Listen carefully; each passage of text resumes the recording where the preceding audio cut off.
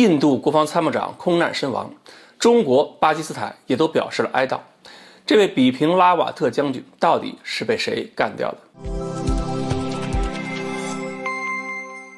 各位网友，大家好，我是刘小飞。12月8日，印度国防参谋长，也就是类似美国参谋长联席会议主席这种身份的这么一位比平拉瓦特将军，和他的夫人一起乘坐印度空军的直升机遭遇了空难，然后身亡了。今天，各国驻印度的使节纷纷对印度政府表示了哀悼，其中呢也包含了中国和巴基斯坦。至于说为什么会出现空难，印度方面解释说，是参谋长大人去威灵顿参谋学院讲话途中，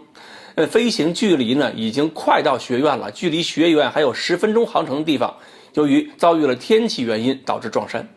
而当地目击者说，直升机是从东向西低空飞行，似乎是遇到了什么技术故障，然后向北飞行了大概100米，撞上了一棵树，然后撞了一座山，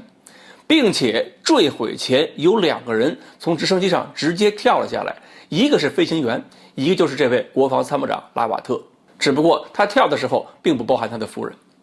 所以很明显，在坠毁前，直升机就已经起火，因为拉瓦特被发现的时候，全身还有80%的面积是烧伤，衣服被烧焦，我们看到照片，腿是黑色的，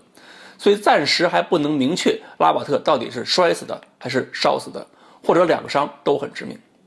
然后当地村民呢马上打电话组织营救，找来军队把拉瓦特抬走。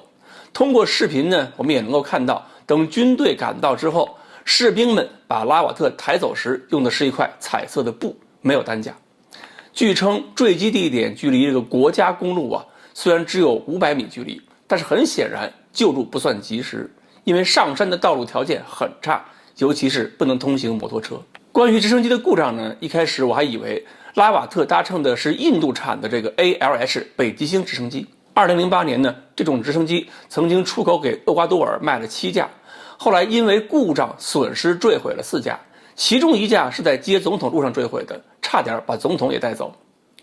最近呢，印度又刚刚和菲律宾签订了合同，也是要卖给菲律宾这种直升机，而且也是7架。然后呢，大伙儿就发现了杜特尔特的政治伙伴已经退出这次总统选举了。后来我们看到新闻，比平拉瓦特这次出事搭乘的并不是印度造直升机，而是俄罗斯卖给印度的米17 V5型。所以有的印度人对俄罗斯还表示了愤怒，抱怨俄罗斯货的质量不好。也有人觉得只要是经过印度人维修，这个质量再好也是一样的。只不过上次印度损失米17倒不是因为机械故障原因，而是印度空军的战斗机亲手打下来的，那次是把一些特种兵送走了。对于这件事情呢，巴基斯坦某个民间的论坛表现得非常理性。一方面，他们没有像国内某些网友那样号召大家喝酒吃烤串，而是表达了哀悼，很有政治风度。另一方面呢，对此次坠机事件，他们还进行了理性的分析，认为出事地点当地到处都有泰米尔反政府武装，弄不好这个直升机就是被泰米尔武装的这个防空火力打下来的，所以会突然出现故障，所以会着火，所以飞了100米就掉下来了。另外呢，他们也分析了另一种可能性，就是这位陆军出身的国防参谋长会不会在推动军改的过程中，把空军资产划归给新成立的战区司令部。所以既然这个地区充满了泰米尔武装，那么对陆军参谋长出身的这位国防参谋长非常不满意的空军做一点小动作，好像也能藏得住。虽然说真相只有一个，但是我觉得这种思维应该在新德里好好的传播传播。我相信咱们国内很多网友对拉瓦特本人是没有什么好感的，不理解为什么中国政府要对这么一个对中国充满敌意的人表示哀悼。其实这是军人之间的礼仪，他毕竟是个印度将军，站在印度立场上肯定会和我们冲突，从他的身份来讲，这倒没有什么错。作为战场上的对手，哀悼一下也不违反我们的原则。